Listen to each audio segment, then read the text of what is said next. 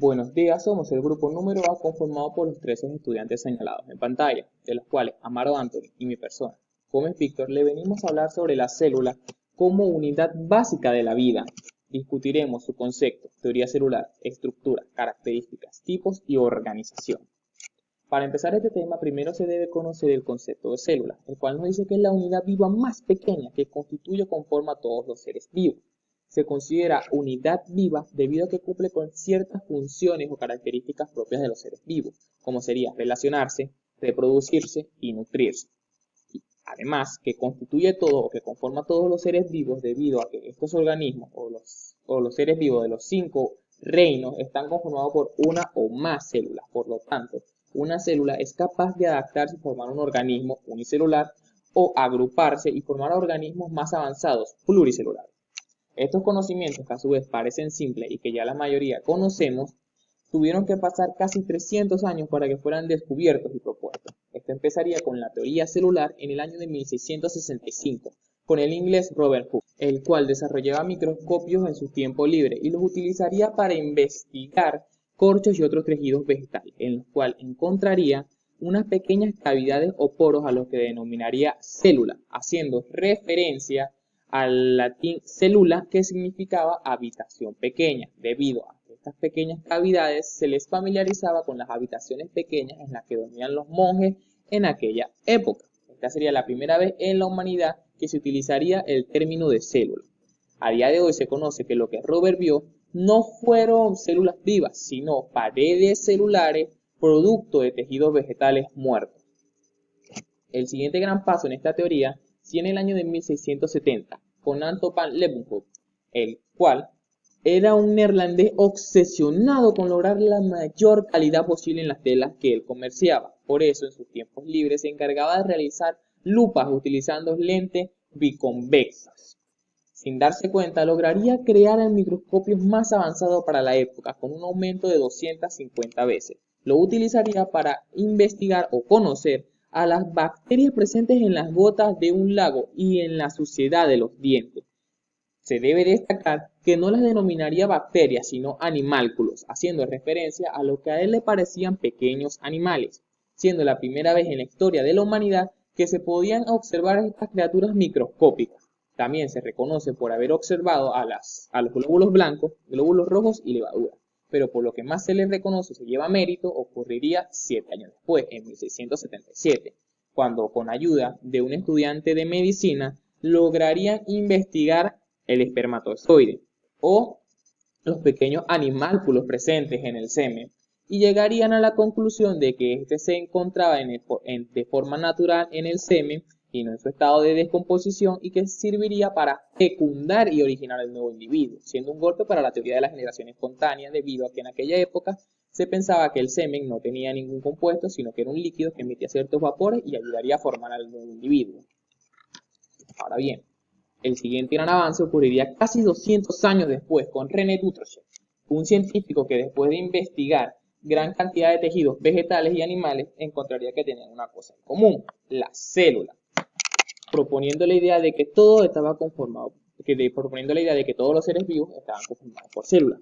A palabras exactas cito lo siguiente: si comparamos la extrema complejidad de esta estructura con la extrema diversidad de su contenido, está claro que constituye la unidad básica de un estado organizado. Estos tres autores serían la base para lo que actualmente se conoce como teoría celular. La primera persona en observar este tipo de estructuras y darle su nombre, el primer individuo en observar animálculos, por así decirlo, o microorganismos, y la persona en reconocer que todos los seres vivos estaban conformados por esto.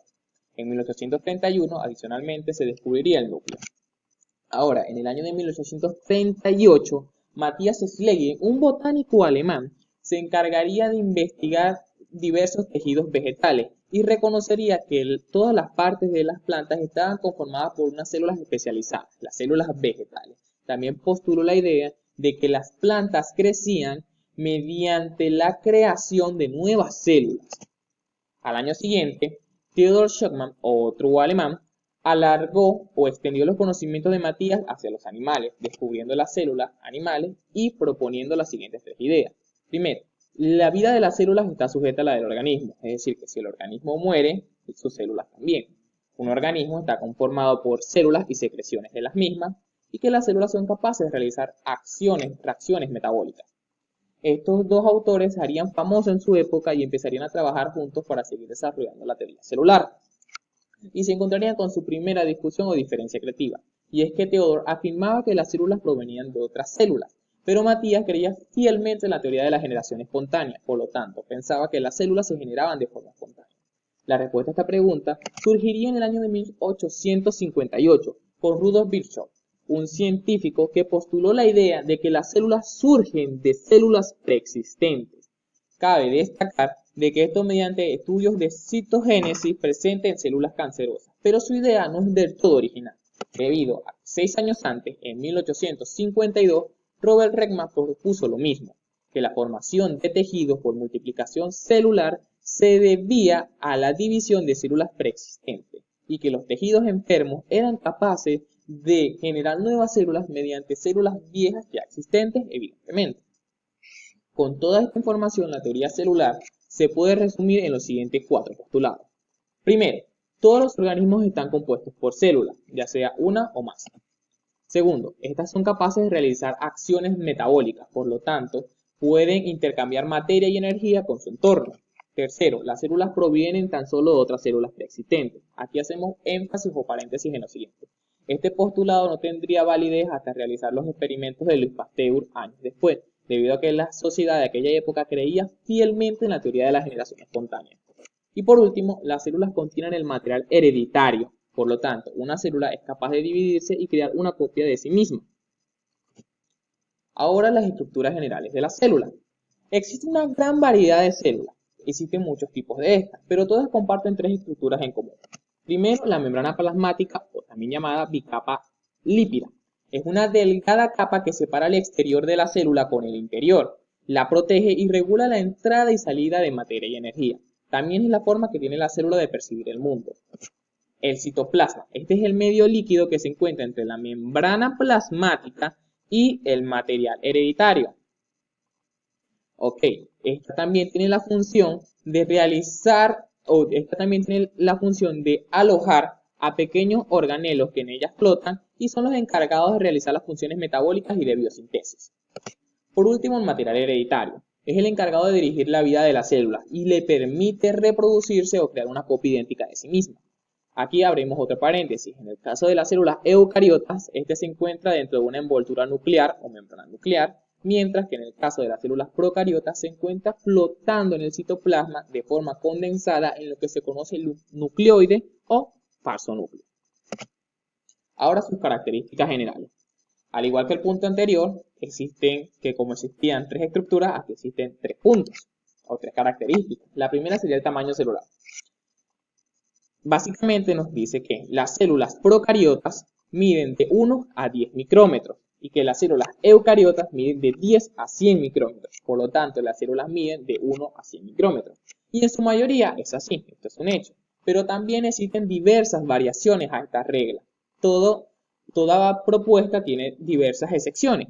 Por ejemplo, existen células procariotas que son menores a 1 micrómetro, llegando a medir 0,2 micrómetros, ciertas bacterias. Hay que tomar en cuenta que 1 micrómetro es igual a la milésima parte de 1 milímetro. Además, existen otras células que son mayores a 100 micrómetros, como serían los óvulos, que miden 150 micrómetros.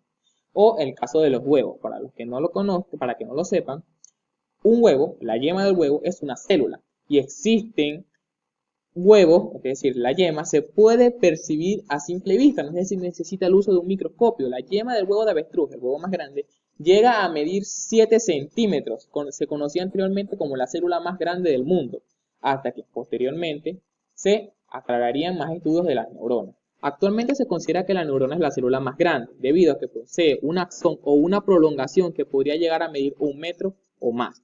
Esta generalmente se encuentra recorriendo a la médula ósea. Segunda característica, relación de superficie y volumen. Esta básicamente nos explica el hecho de por qué la célula es tan pequeña. Básicamente, en uno de los postulados anteriormente dichos, habíamos aclarado que las células pueden realizar funciones metabólicas, como podía ser, por ejemplo, ingerir nutrientes como glucosa y oxígeno, eliminar desechos como agua y dióxido de carbono y disipar energía, es decir, calor. Pero si la célula fuera más grande, tendría que realizar un mayor proceso metabólico para mantenerse a basta, para cubrir sus necesidades. Esto implicaría mayor demanda de nutrientes, mayor eliminación de desechos y mayor disipación de calor.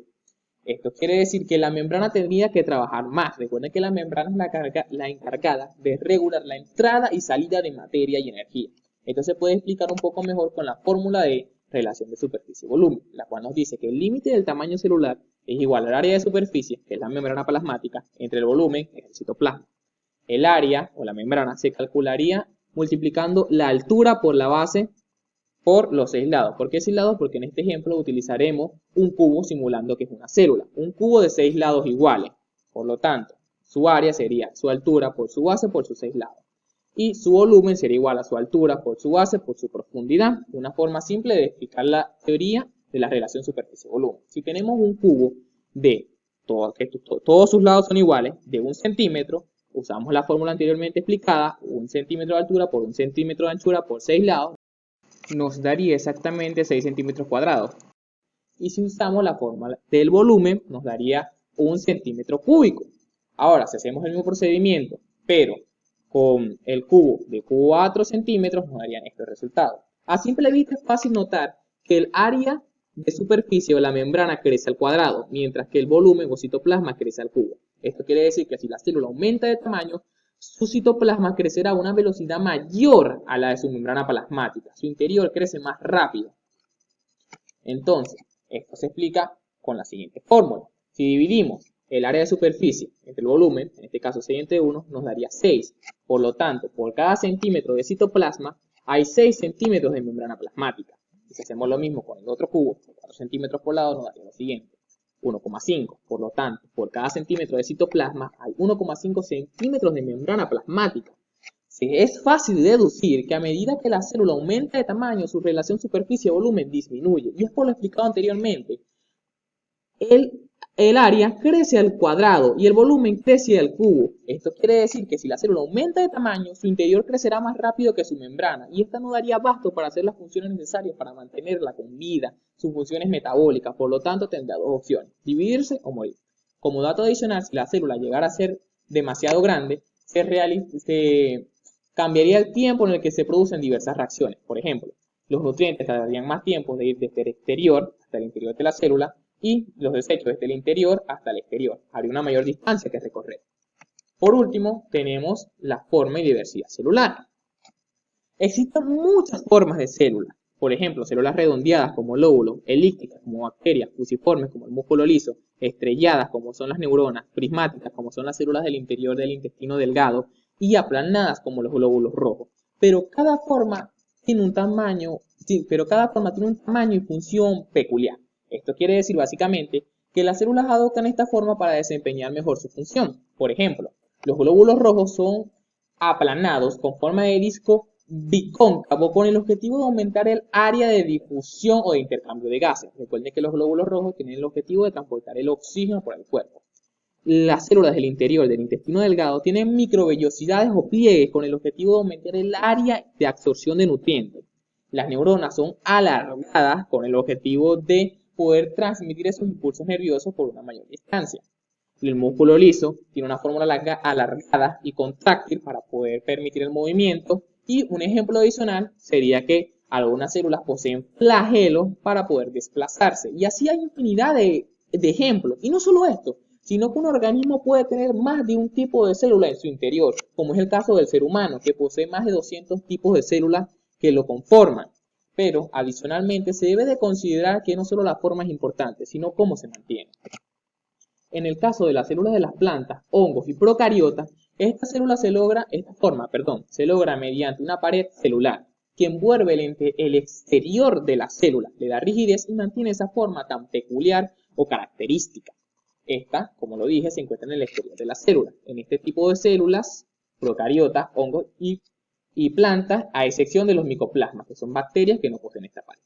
Pero, ¿qué pasa en el caso de las células animales? Pues hay una pequeña variación. No posee pared celular, sino citoesqueleto, que a diferencia de lo anterior no se encuentra en el exterior de la célula, sino en su interior. Y son tres componentes fundamentales. El primero es el encargado de darle la forma a la célula, el microfilamento. debido a que la membrana plasmática tiene una proteína la cual se va a adherir a este filamento. Por lo tanto, el recorrido que éste tenga será igual a la forma o recorrido que tendrá la membrana plasmática. También está el filamento intermedio, el cual le da soporte y resistencia a la estructura. Y por último, el microtúbulo, que se encarga de transportar, por ejemplo, vesículas. Semejanzas y diferencias estructurales de las células procariotas y eucariotas. Semejanzas. Ambas células tienen estructuras en común, como la membrana plasmática, que es la capa fosfolípica que rodea la célula y la protege del ambiente exterior.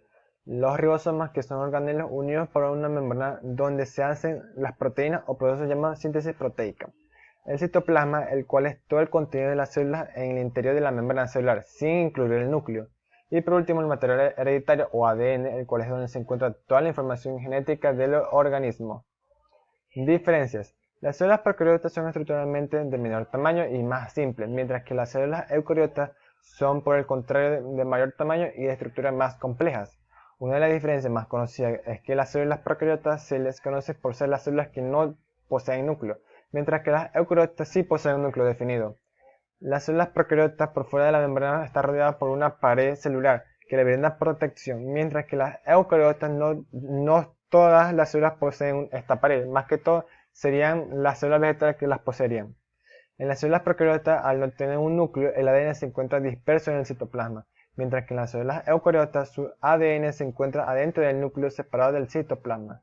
Las células procariotas, al ser de las más simples, tienden a tener menos organelos que las eucariotas, que son más complejas y poseen más organelos. Semejanzas y diferencias funcionales de las células procariotas y eucariotas. Las células eucariotas, al igual que las procariotas, llevan a cabo tres funciones esenciales. La nutrición, la cual es la incorporación de los nutrientes al interior de la célula y la transformación de esos nutrientes en otras sustancias, que son utilizadas para formar y reponer las estructuras celulares, así como también para obtener energía necesaria para llevar a cabo otras funciones celulares.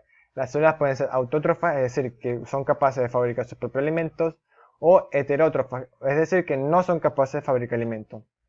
Relación con el medio. Las células se relacionan con el medio que las rodea, recibiendo así distintos estímulos, como variación de la temperatura, entre otros. También son capaces de responder a estos estímulos, como contraerse o trasladarse de un lugar a otro. Reproducción es el proceso por el cual se forman nuevas células. Existen dos tipos de procesos: mitosis y meiosis. La mitosis consiste en que una célula se divide y genera una nueva célula exactamente idéntica. Por otra parte, la meiosis es la unión de la mitad del ADN de una célula con la otra mitad de otro ADN de otra célula para formar una nueva célula que posea el material genético de ambas células predecesoras. Diferencias. Las células tienen una gran cantidad de variedad de funciones, siempre dependiendo del tipo de célula, del tipo de tejido del organismo que éste pertenezcan, como por ejemplo las células nerviosas o neuronas, que son capaces de comunicarse por impulsos eléctricos. Organización celular. A medida que los organismos tienen una estructura más compleja, se produce un aumento en el número de sus células y la especialización de ellas para poder realizar una función determinada. La diferenciación es el proceso por el cual una célula cambia su estructura para realizar una función específica. Estas células especializadas se unen para formar los tejidos, y estos tejidos a su vez se unen para formar órganos, de los cuales posteriormente el conjunto de varios órganos formarán los diferentes sistemas y aparatos del organismo. Cada tipo de célula tiene sus características, funciones y lapsos de vida específicos. Características de los tejidos animales y vegetales. Los tejidos son un grupo de células similares organizadas en una unidad estructural y funcional, que tiene el mismo origen y función. Tenemos dos tipos de tejidos, el animal y el vegetal. El animal a su vez se divide en cuatro tipos diferentes: el tejido epitelial, el tejido conectivo, el tejido muscular y el tejido nervioso. El tejido epitelial está formado por células fuertemente unidas entre sí y con muy poca matriz intracelular entre ellas, y este se clasifica en epitelio de revestimiento. Se encarga de cubrir y proteger la parte externa del cuerpo y tapiza las cavidades y conductos internos. Este a su vez se divide en tres tipos: en simple o monoestratificado. Este está formado por una sola capa de células y se encarga de recubrir órganos o cavidades internas como lo son el endocardio, el endotelio de los vasos sanguíneos, la pleura, entre otros. El pseudoestratificado está formado por una sola capa de célula, aunque puede parecer que está formado por varias, pero este se debe a la longitud de sus células. Este lo podemos encontrar en las vías urinarias y bronquiales. Y el estratificado está formado por varias capas de células. La capa más profunda se encuentra en continua división, empujando las células nuevas hacia las antiguas hasta que éstas sean eliminadas de la superficie. Este lo podemos encontrar en la epidermis. El epitelio glandular está constituido por células especializadas en segregar sustancias. Pueden ser tanto exocrinas como endocrinas. Las exocrinas se encargan de segregar sustancias hacia el exterior y las endocrinas hacia el interior. Entre sus características tenemos que cubren toda la superficie del cuerpo excepto las cavidades articulares. Descansan sobre una membrana basal y un tejido conectivo subyacente. Por lo general son avasculares, es decir, que no poseen báscula. Se nutren por difusión desde los vasos del tejido conectivo subyacente.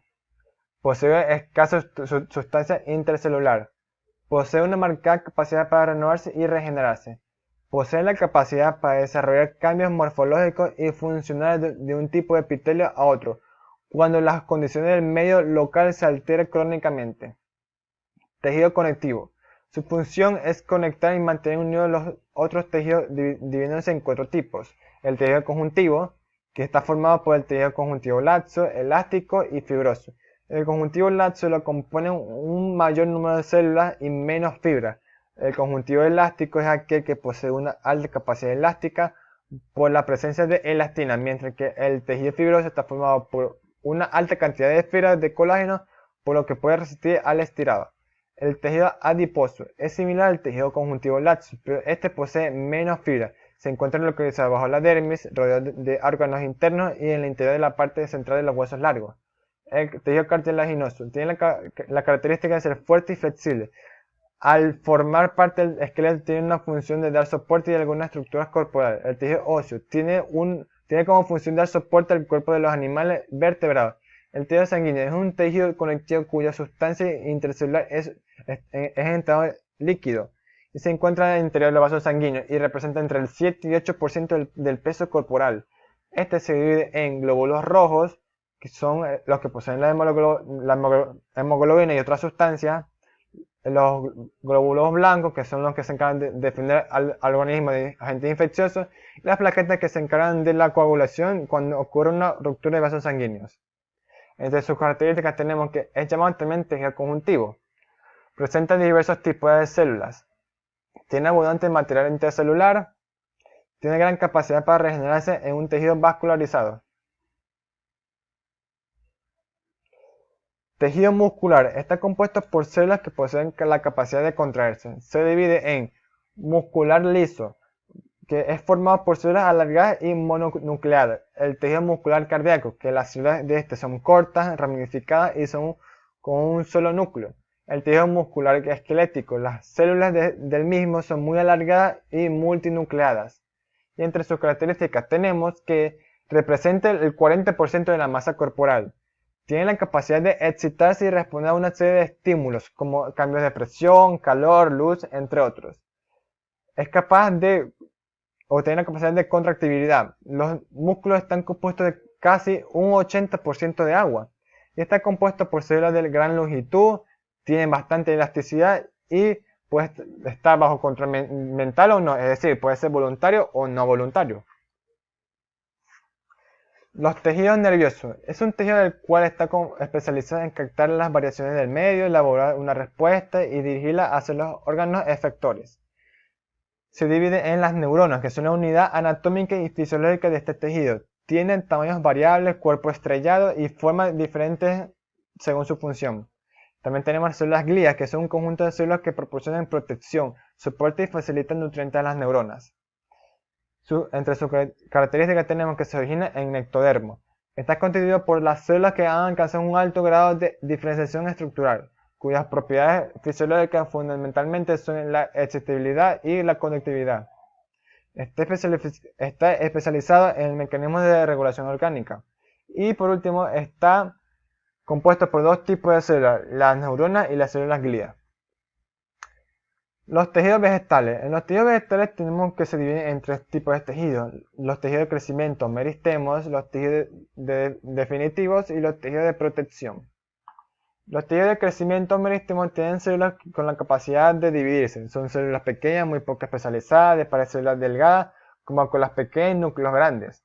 Existen dos tipos de este tejido: en los meristemos primarios, que son los responsables del crecimiento del embrión en la semilla y del crecimiento en longitud de la planta, y los meristemos secundarios, que las células de este tejido proceden de otras células adultas que recuperan temporalmente la capacidad de reproducirse. Su función es la del crecimiento en el grosor de la planta y de crear nuevos vasos conductores. Entre sus características tenemos que tienen la capacidad de permanentemente de dividirse, son poco especializados y tienen pared celular delgada.